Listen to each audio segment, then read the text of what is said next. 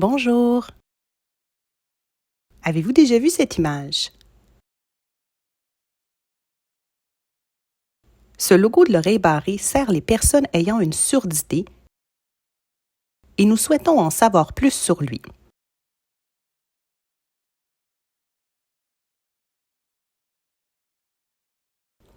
Pour commencer nos recherches, nous avons posé quelques questions sur le sujet à des personnes de la communauté sourde. Plus tard, nous poserons aussi quelques questions à des personnes entendantes pour savoir ce qu'elles connaissent sur ce logo.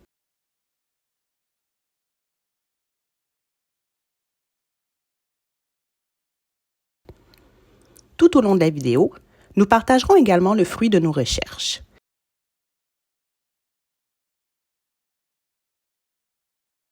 C'est parti pour rencontrer des membres de la communauté sourde. Sondage Vox Pop. Connaissez-vous ce logo? Ça veut dire, par exemple, qu'on est sourd. J'invente un exemple. Le mettre sur la carte d'assurance maladie, ça indique qu'on l'est. Donc, avant, au cinéparc, quand on arrivait au guichet du stationnement, on montrait notre carte qui nous identifie comme sourds grâce au logo. La personne comprenait donc et nous disait que l'entrée était gratuite. Le logo nous aide à nous identifier et il évite qu'une personne nous parle et se répète sans le savoir. Je peux lui montrer et elle comprend tout de suite que je suis sourd. Puis pour la communication, on écrit. Le logo est la preuve qu'il y a des personnes sourdes ici. Ça veut aussi dire qu'il y a des personnes entendantes qui signent.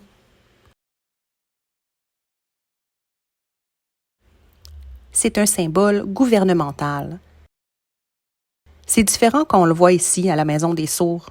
La signification change selon l'endroit où il est affiché. Le gouvernement se trompe. Chez le médecin aussi, la signification est différente.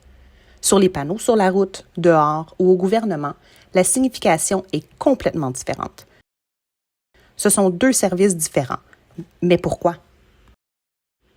Oui, c'est l'oreille barrée.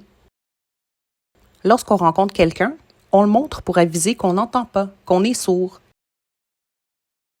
Les personnes sourdes montrent le logo. Il faut qu'elles le montrent. Ça dépend du contexte où elles rencontrent quelqu'un.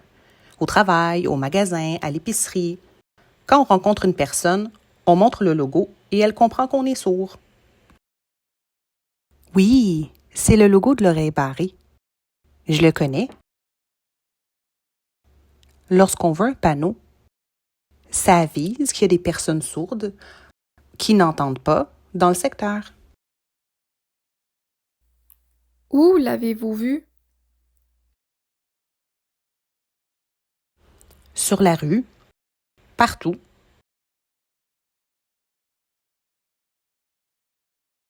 Aussi dans les hôpitaux.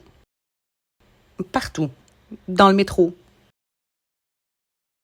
Vraiment partout.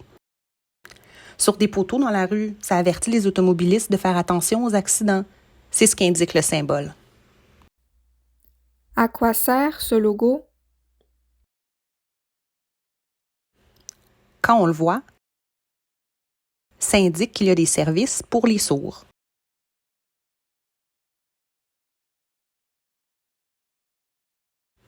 Selon moi, ça devrait signifier qu'on est sourd. Mais le sens change toujours. Ça ne veut plus rien dire. Il faudrait que le gouvernement décide d'une définition unique, officielle. Sinon, je sais pas. Expliquez-moi les différences. Et sur la carte d'assurance maladie?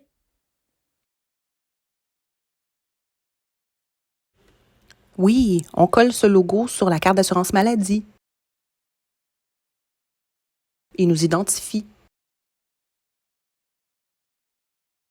C'est utile, oui. À l'hôpital, on le montre pour prouver qu'on est une personne sourde. On le montre aussi au rendez-vous pour indiquer qu'on n'entend pas, qu'on est sourd.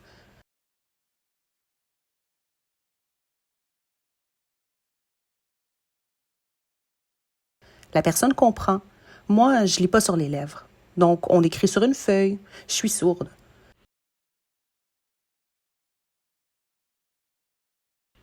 Oui, la communication se fait bien mieux comme ça. C'est utile, c'est bien.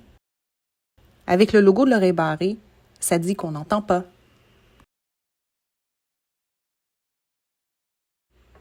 Est-ce qu'il y a l'oreille barrée sur la carte quand on le reçoit? Non, non, non. La carte d'assurance maladie devrait intégrer l'oreille barrée, mais ça n'a jamais été fait depuis qu'on le demande. Où voulez-vous qu'il se retrouve? Les endroits avec une véritable accessibilité sont rares. Mais si on prend l'exemple des sous-titres au cinéma, les personnes sourdes vont chercher une indication qu'il y a des sous-titres. S'il n'y a pas de sous-titres annoncés pour un film, nous allons montrer l'oreille barrée sur notre carte. Alors l'employé comprend, il prend notre nom et notre carte d'assurance maladie, puis il nous donne un appareil que j'installe à côté de moi sur mon siège. Il y a un écran où les sous-titres défilent. Il faudrait retrouver le logo quand je vais à la pharmacie. Je vais leur écrire, puis la personne m'écrit pour m'expliquer, puis moi, puis elle. Si elle ne connaît pas la langue des signes québécoise, elle va me demander quelque chose en parlant. Je vais lui faire signe et lui faire comprendre que je n'entends pas. Je suis sourd. Donc, on va écrire l'un après l'autre. Je vais comprendre des choses simples comme mon nom, mais ça doit rester des choses simples à l'écrit.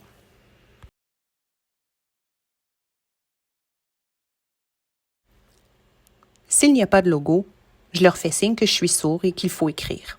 Donc, on s'écrit à tour de rôle pour se comprendre. Ou je peux pointer des choses. C'est un exemple. Oui.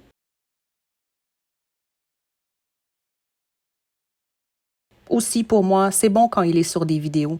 C'est encourageant pour les personnes sourdes. Ah, c'est fini? Merci beaucoup. I love you.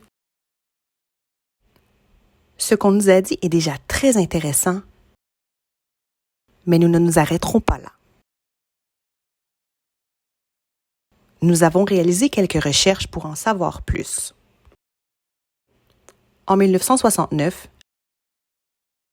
la Commission on Technology and Accessibility s'est penchée sur la nécessité de créer des pictogrammes internationaux pour l'accessibilité.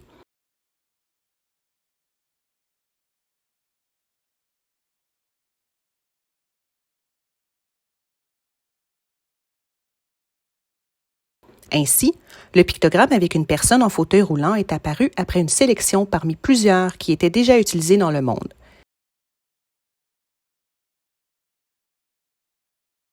L'ICTA est l'organisation qui a également créé les autres pictogrammes internationaux pour l'accessibilité.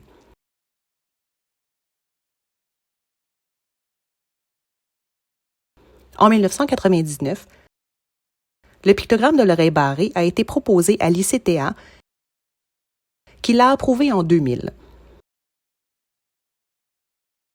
Cependant, il faut noter que tous les pictogrammes de l'ICTA sont critiqués parce qu'ils mettent l'accent sur le handicap et la différence à la norme.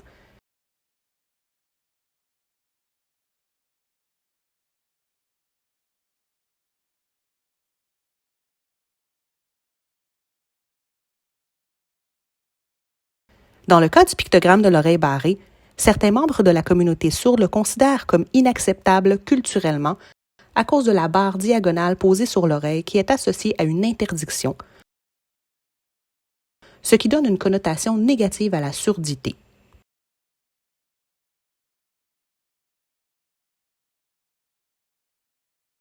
Parlons un peu du processus de création d'un pictogramme pour l'accessibilité. Certains points sont à respecter lors de l'élaboration d'un nouveau pictogramme. Par exemple, il doit être de couleur bleu et blanc, sauf s'il y a une raison particulière d'en utiliser d'autres. Il doit être simple, esthétique et unique. Il doit être facile à identifier et à repérer de proche ou de loin. Il doit pouvoir être utilisé sur différents matériaux, dans différentes grandeurs. Sa direction, vers la droite ou vers la gauche, doit être claire.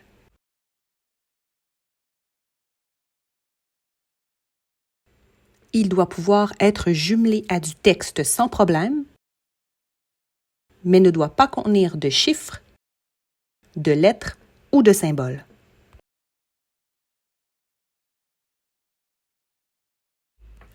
Revenons au logo de l'oreille barrée.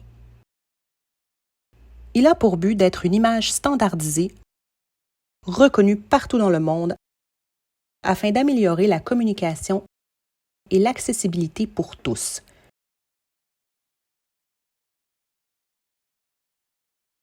En effet, les personnes sourdes ou malentendantes ont des droits fondamentaux d'ordre physique, sociaux, économiques, culturels ou environnementaux, et ce, notamment dans les domaines de la santé, de l'éducation, de l'information, de la communication ou encore de la vie en communauté.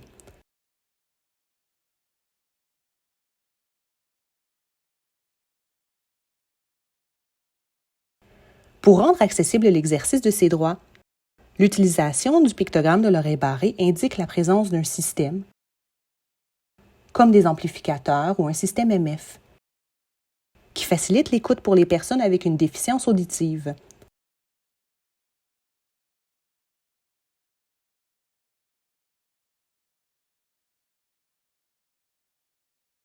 Le pictogramme signifie donc qu'un aménagement a été mis en place pour les personnes sourdes ou malentendantes, mais il est impossible de connaître la nature, le fonctionnement ou les limites de cet aménagement seulement en voyant le pictogramme.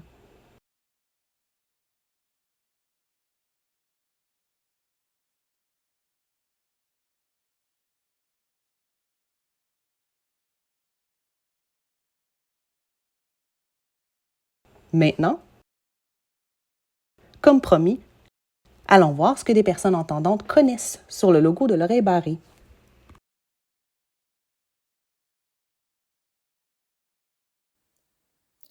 Connaissez-vous ce logo? Ben, je pense que c'est si tu es malentendant que tu peux aller à cette place puis y voir des gens pour t'aider. Pour les malentendants, ils peuvent avoir des informations. C'est un endroit qui accepte les personnes sourdes ou comme quoi il y a des services adaptés pour personnes sourdes, quelque chose comme ça. Oui. C'est ça. Je suis pas mal sûr, je l'ai déjà vu, c'est quand tu traverses la rue, ou des fois comme un info-centre pour aide pour les personnes malentendantes, une personne sourde. Où l'avez-vous vu? Moi, je te dirais que j'ai vu ça, moi, chez le médecin. J'ai vu ça... Écoute, je fais pas grand-chose dans la vie, là, un petit peu. Je te dirais des places gouvernementales. Je crois que oui, mais où, je sais pas. Tu le sais pas. Peut-être à la télé.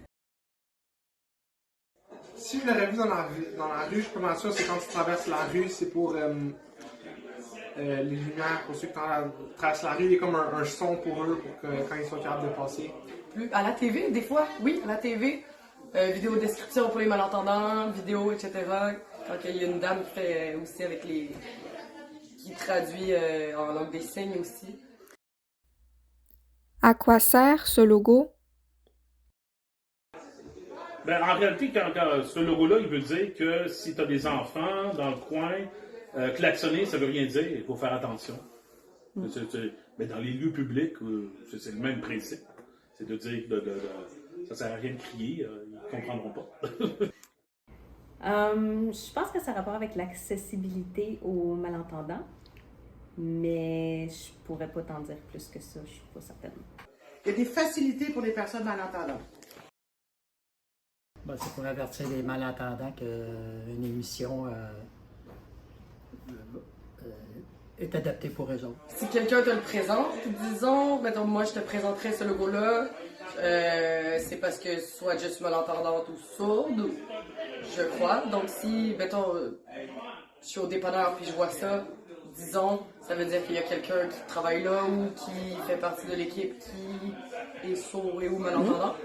Ou qui ont des problèmes avec lui, qui veulent avoir une question, quelqu'un serait capable de leur répondre là. Pour informer aux gens que la personne est malentendante, puis elle aura besoin de services adaptés. Je crois qu'il sert à aviser les malentendants que cette émission-là est adaptée pour eux autres. Donc, ce serait que la personne à qui la carte d'assurance maladie, disons, appartient et soit sourde ou malentendante. Il a été intéressant de voir ce que des personnes entendantes savent ou pensent savoir sur le logo de l'oreille barrée.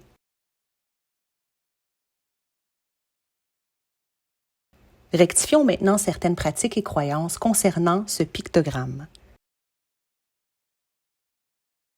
Au quotidien, on peut observer le pictogramme de l'oreille barrée à divers endroits. Par exemple, il peut être affiché dans les rues de certains quartiers ou dans des corridors scolaires, sur certaines affiches de cinéma.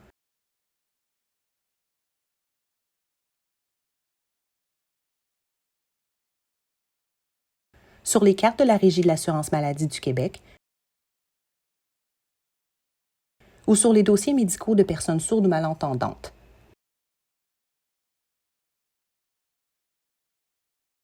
Mais pourquoi affiche-t-on le pictogramme de l'oreille barrée? Tout d'abord, n'importe qui peut en faire la demande, notamment les parents d'un enfant avec une surdité.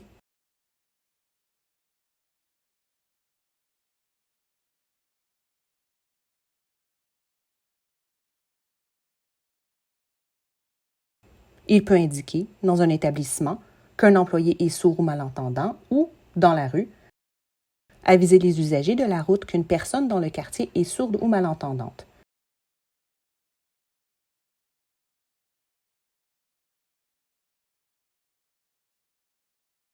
Au cinéma, ce logo est utilisé pour indiquer des séances avec du sous-titrage ou une salle de cinéma équipée d'une boucle magnétique pour les personnes portant un appareil auditif ou un implant cochléaire.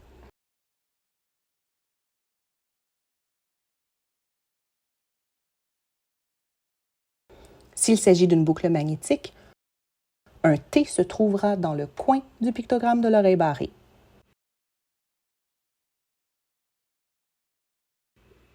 Dans le domaine médical, on peut apposer un autocollant du pictogramme sur un dossier médical ou sur une carte de la RAMQ pour indiquer aux employés que la personne qu'ils servent a une surdité.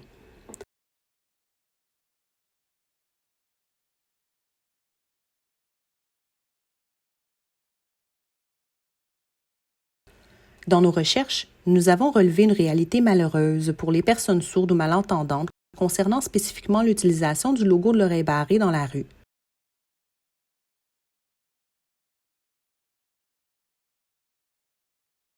En effet, la présence du logo peut leur donner un faux sentiment de sécurité, car certains automobilistes n'y portent pas attention.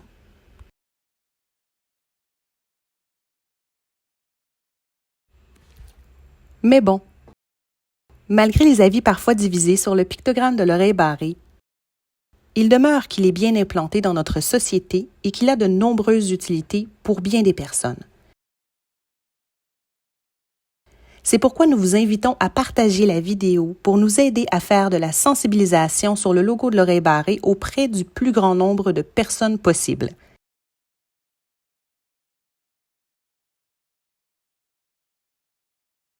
Merci d'avoir regardé la vidéo. Nous terminons en remerciant grandement tous ceux et celles qui nous ont soutenus au cours de la réalisation du projet.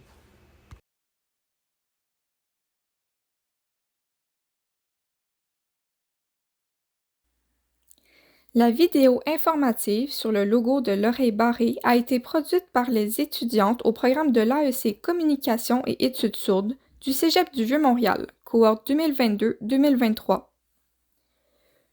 Nous remercions notre professeure Marie-Andrée Boivin, une professeure impliquée et passionnée. Merci aux personnes de la communauté sourde qui ont accepté de répondre au questionnaire. Merci aux personnes entendantes qui ont répondu à notre Vox Pop. Merci à Jeanne Choquette d'Audition Québec pour son idée de projet communautaire. Merci à Alain Elmaleh du Centre Alpha Sourd. Merci à Alice Dulude de Tradusigne.